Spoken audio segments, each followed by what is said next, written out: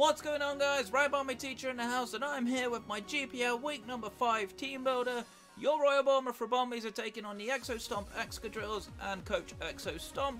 Very good friend of mine, been a super cool guy in the league. He's supported my videos quite a lot. He watches every single one of them. Got a very hyper-offensive style team.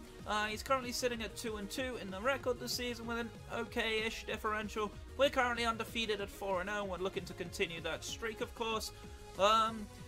I feel like Exo's a very solid team builder. I feel like sometimes he gets a little bit unlucky with his matches.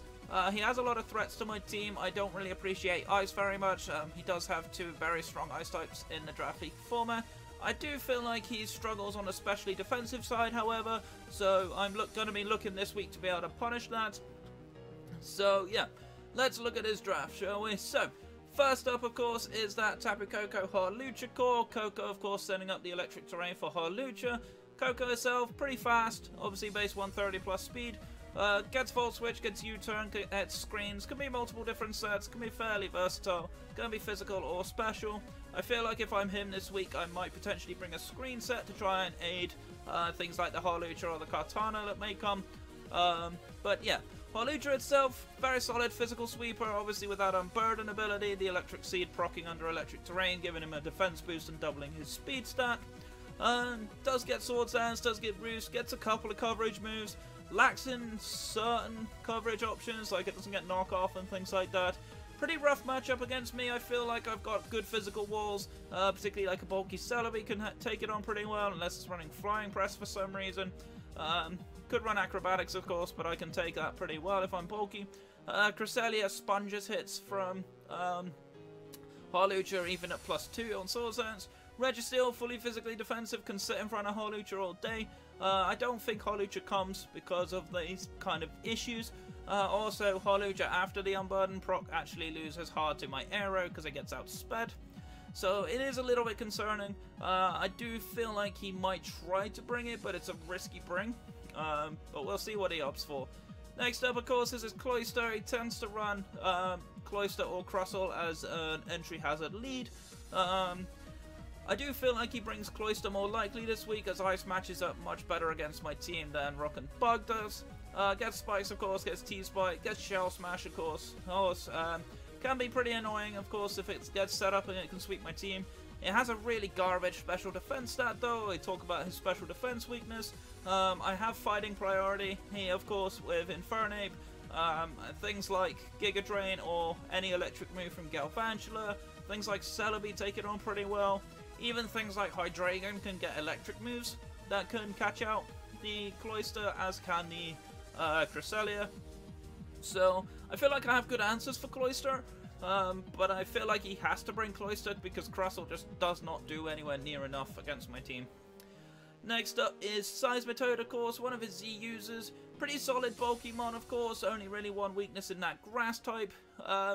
Probably forced to run fully Spadef this week because I don't feel like he can take things like Giga Drains from either my Celebi or my Galvantula very well. He doesn't take an Energy Ball from Cresselia at +1 very well either. Does also, of course, get Stealth Rocks, so he might need to bring that because he doesn't have many Stealth Rockers on his team. His only other Stealth Rock, I believe, is Crustle. Gets the Poison Touch ability, of course, giving him a 10% chance to poison me with contact moves, so that could be a thing he might bring. I do think Seismitoad comes, but I think he either brings fully specially defensive or he brings like an Assault Vest set. Not really sure. Alone on Mark, very good Assault Vest user itself. Good Pursuit Trapper, of course, which can be annoying for things like the Cresselia or the Celebi. Sadly, it doesn't get Toxic Spikes, which is a little bit of a shame. Good natural bulk, of course, though, on the special side with 105 HP and 100 special defense. Lacks a little bit on the physical side. I do have a lot of ground coverage. Monster get Earthquake, so bear that in mind, of course. I do think it comes, but I wouldn't be surprised to see it coming anyway. But I think it's a very risky bring against my team. I feel like I can punish that very comfortably. Even things like Mudzel can sit in on a little muck quite happily. Next up is his Mega Glalie. He's not really brought it very much this season. He's not really had good opportunities to bring it. Pretty okay mon, decent attack and special attack stat. Gets priority in things like Ice Shard, does also get spikes, of course. Can be like Refrigerate Explosion, which could be annoying for my team. But I feel like he hard loses to Infernape. I feel like Mega Glalie just really struggles to beat Infernape at all. Of course, Infernape getting priority, hitting incredibly hard with those stab fire type moves. Mega Glalie doesn't really want to take it, and of course Infernape naturally outspeeds. So it's worth bearing that in mind.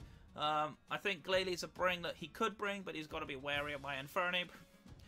Next up is Kartana, another one that hard loses to Infernape potentially.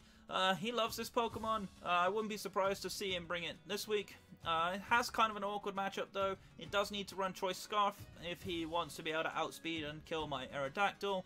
Otherwise my Aerodactyl can OHKO it with any fire move. If he's anything other than Choice Scarf, I don't see why he brings it. I have too many answers for non-Scarf Kartana. But Scarf Kartana is definitely a problem. Something that can definitely sweep my team if it gets in the correct position. Next up is Delphox, a new addition to his team. He dropped Comfy last week for Delphox because he didn't have a Fire or a Psychic type. Pretty decent special attacker, gets a decent speed tier. Also gets the ability Magician, which can take one of my items once he's consumed his. I could definitely see like some kind of Power Herb set. Potentially, Power Herb Solar Beam is what Delphox is normally known for. Could also run a Weakness Berry, of course, if he thinks I'm going to bring Ground moves, or Rock moves, or Ghost type moves, or Dark type moves. Can bring a lot of things like that. It's worth noting, of course, that he can't take a Z Crystal or a Mega Stone, so that might factor into his prep. Can be a little bit annoying, does get Wish support, of course, does also get Calm Mind. Kind of struggles to beat Cresselia though. Mega Arrow outspeeds naturally and OHKOs almost every single time. So, Delphox is a risk. Is it a risk worth taking? Not sure. Next up is Crobat. Pretty fast mon with Defog. Decent check to Infernape, of course, if it's not Scarf.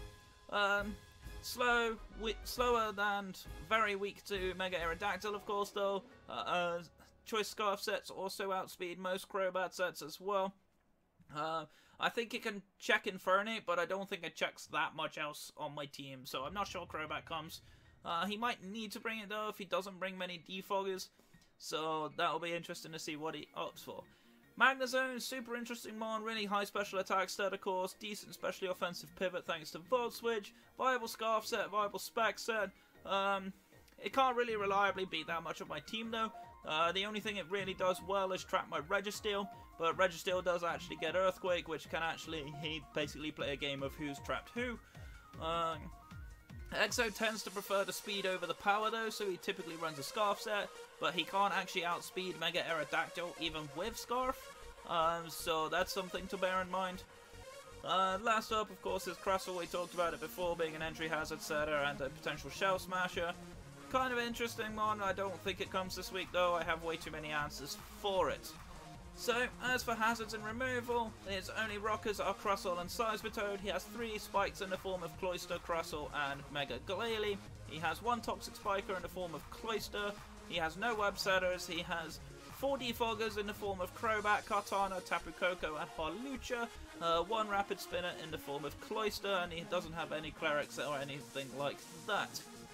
So let's talk about my team then. You can probably guess the first mon on my screen, of course, as always, is going to be Wukong the Infernape. Running a Scarf set this week, but we're running a special Scarf set. This, of course, can punish things like the Cloyster on the Switcher, and it can punish things like the Mega Glalie a lot easier. This thing hits incredibly hard. The only thing this thing doesn't necessarily beat on its own is the Alolan Mug. But yeah, this set's really strong. Grass Knot's there, of course, for Seismitoad if he wants to switch that in. Vacuum Wave for priority, of course, definitely murdering things like the Cloyster. Flamethrower is very spammable against his team. The only thing that really wants to take that is an Assault Vested Seismitoad. And of course, U-turn out there for pivoting out. Next up is going to be Pteranodon, the Mega Aerodactyl. Oh, running 4 attacks again this week. I tend to like running 4 attacks because I like running a breaker. We're running 168 speed Jolly. This will allow me to outspeed a Crustle at +2. I outspeed everything on his team bar a Choice Scarf, Tapu Koko, or Crobat. So I invested the rest of the stats into HP, gives me a little bit of longevity maybe, makes me take a hit a little bit easier.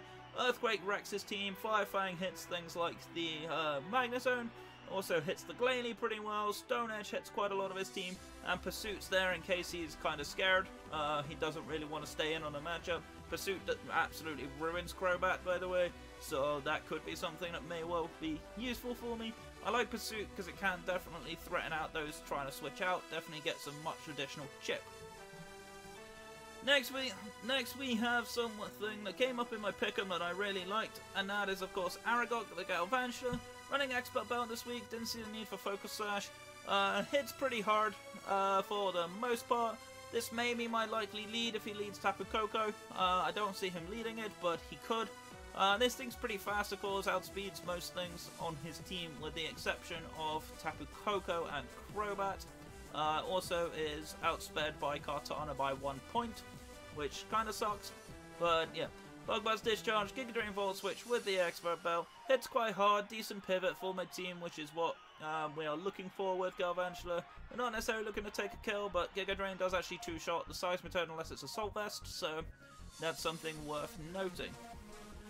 Next up on the team is going to be Trivan, the Hydreigon. Running a Scarf set this week. U-turn for pivoting, Flamethrower hits a lot of his team, Earth Power hits a lot of his team, and of course Defog in case he tries to Hazard Stack me. Pretty standard Hydreigon really, no stab again this week. I seem to be having a bit of a thing with no stab Hydreigon. I'm debating on putting Dark Pulse in ahead of U-turn, but I like U-turn a little bit more.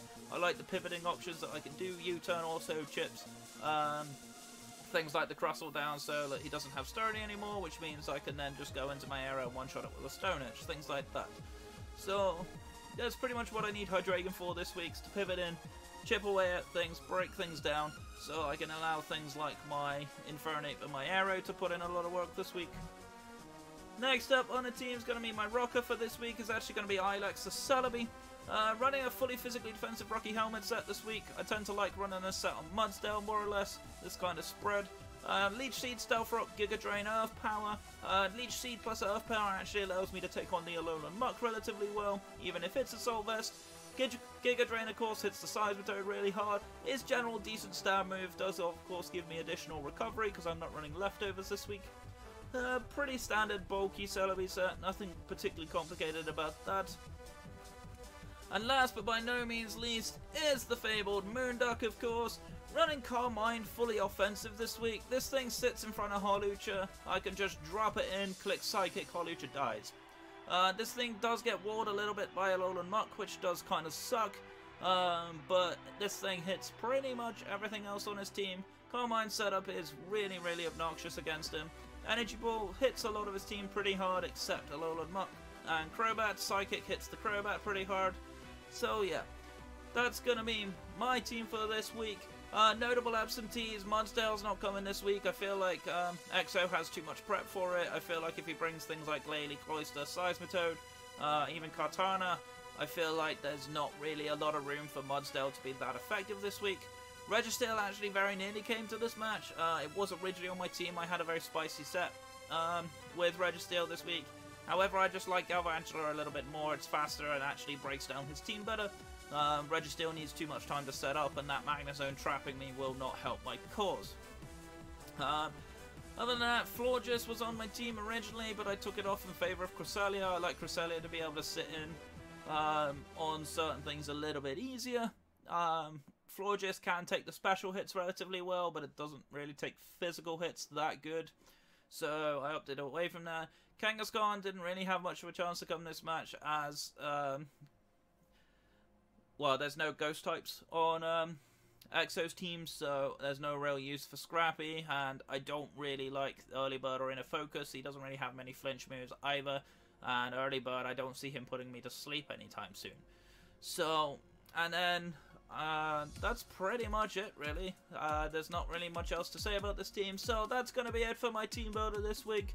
My name is Robombi Teacher. I'm your coach at the Royal Bournemouth Robombis. Stay safe, stay awesome. I'll see you guys next time. Take care.